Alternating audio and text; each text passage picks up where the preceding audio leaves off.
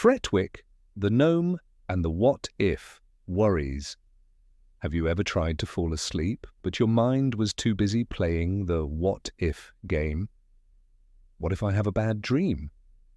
What if I'm tired tomorrow? In a quiet, mossy hollow, a little gnome was the world champion of the what-if game. Fretwick was a kind and gentle gnome whose job was to be the forest's official worrier. All day long, he would gather up potential problems in a big book. What if it rains and the ladybug's wings get wet? What if the squirrels forget where they buried their nuts?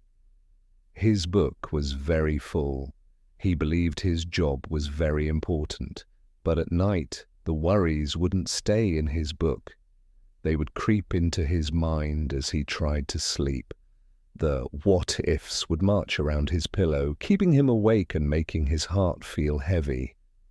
One night, as he was worrying about a particularly big what-if, a soft, shimmering light filled his room. It was Glimmer, a little pixie, whose job was to collect moonbeams. She had a gentle smile and wings that sparkled like 1,000 tiny diamonds. "Your mind is very loud tonight, little gnome," she whispered, her voice like the sound of rustling leaves. "I am on duty," Fretwick said importantly. "I am worrying. What if a big storm comes tonight?" Glimmer tilted her head. "That is a very good question," she chimed, "but it is only half of a thought. You have asked, what if it goes wrong? Zrenia, but you have forgotten to ask the other, more magical question." "What question is that?" Fretwick asked, confused. "You must always ask, but what if it goes right?" Glimmer explained. "Your what-ifs are only looking at the shadows. My job is to help you see the moonlight." She sat beside him. "You ask, what if a big storm comes? A very scary thought.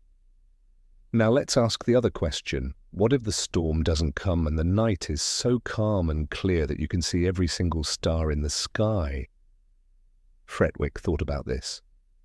A calm, starry night did sound lovely. "You worry, what if I have a bad dream?" Glimmer continued.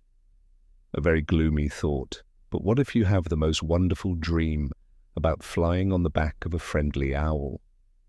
With every new what-if that Fretwick presented, Glimmer would help him imagine an equally possible, wonderful outcome.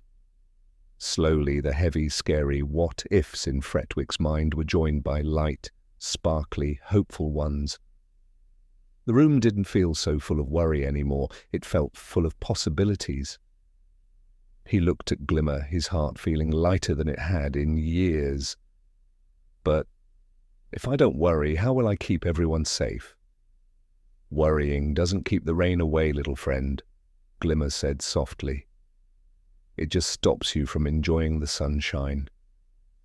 You can still be careful during the day, but at night, your mind deserves to rest and dream of beautiful things." Fretwick snuggled under his mossy blanket. For the first time, he didn't try to fill his book with worries. He just closed his eyes and asked himself a new kind of what if. What if I have the most peaceful sleep of my whole life? And as he drifted off, he discovered that this was the most wonderful what if of all. And while the little gnome learned how to turn his worries into wonders, a brave little fire truck was learning a very different lesson about what it means to face your biggest fears. Subscribe to Storiella so you can join him on his heroic adventure.